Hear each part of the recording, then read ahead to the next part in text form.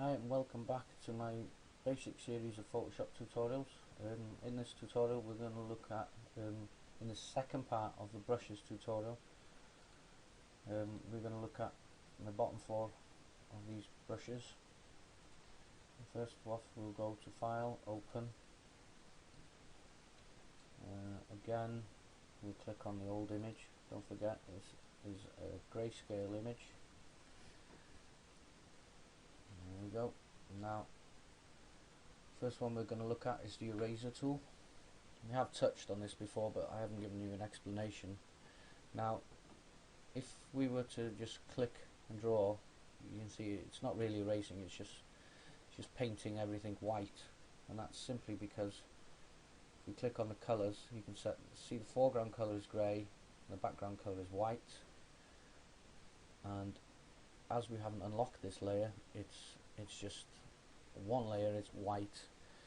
If we were to unlock the layer by double clicking, pressing OK, and we were to do the same thing, you can see that we have now a checkered pattern, and we are actually removing this image is almost like a piece of paper on top of nothing, and we're removing it, we're cutting it out.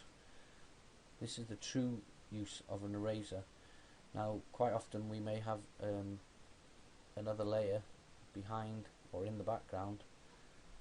I quickly just jump to this tool and we fill that layer with that colour and go back to our main layer with the image and go back to our eraser. We're actually erasing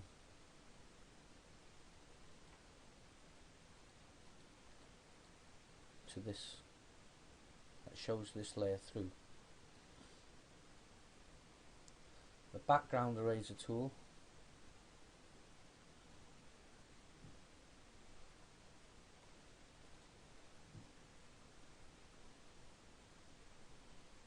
so you can see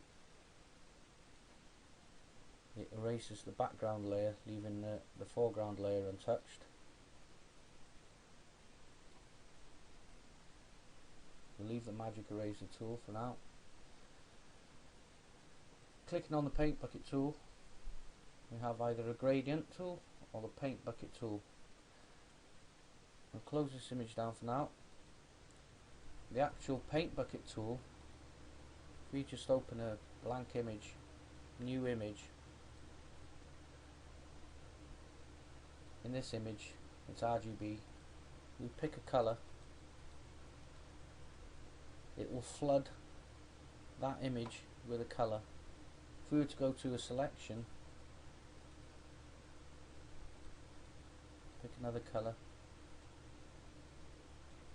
and click on the paint bucket tool, it will flood that selection with a colour.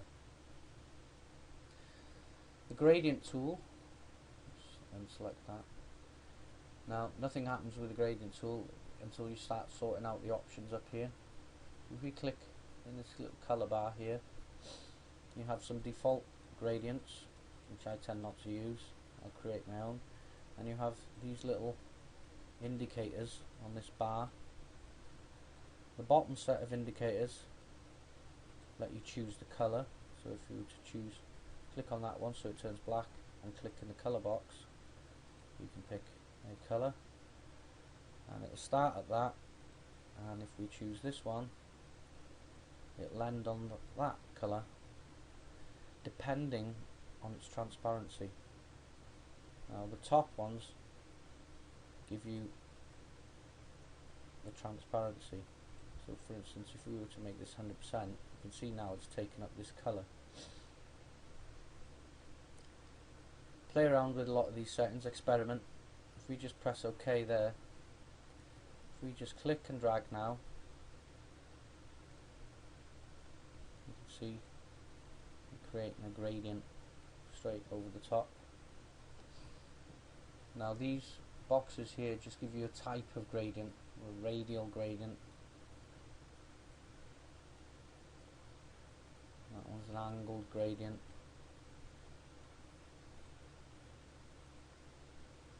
A linear or reflected gradient.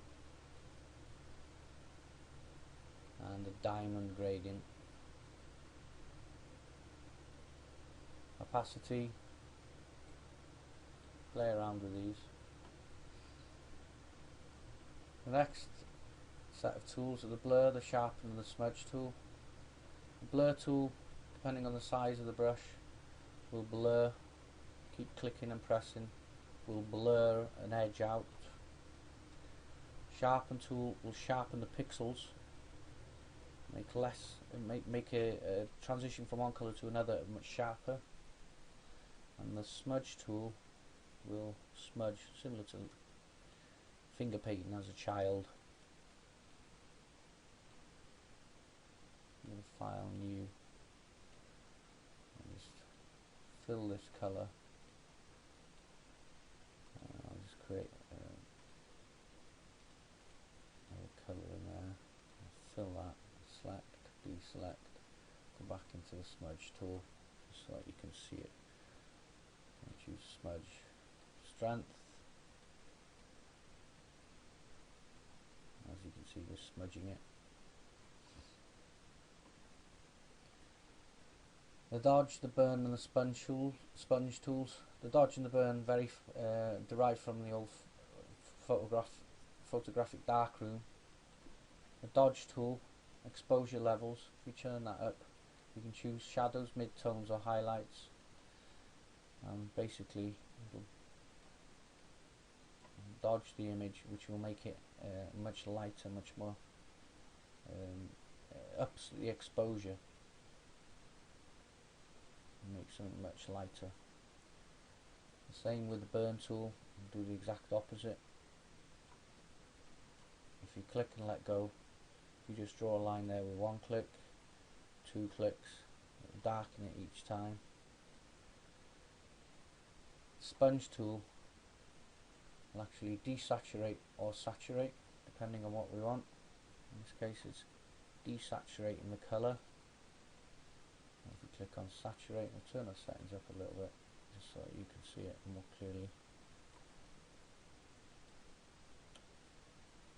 Saturate. As you can see, it's making the colour much more vibrant, much more saturated with colour. Okay, I strongly advise you to play around with all these brushes. Get to know these brushes inside out, as you can use them in many different ways depending on the circumstances and the image and what you want to do. The more you get to know these, the more uses out of them you can get. And you know, they're the mainstay of Photoshop. You use them all the time.